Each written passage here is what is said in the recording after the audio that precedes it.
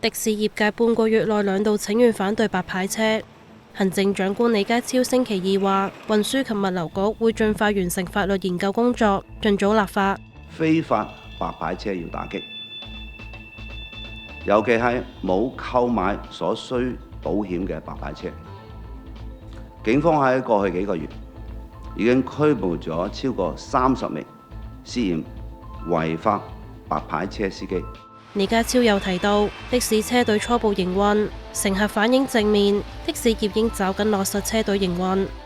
我見到有良好態度嘅的士司機，但係亦都有個別司機嘅服務被投訴。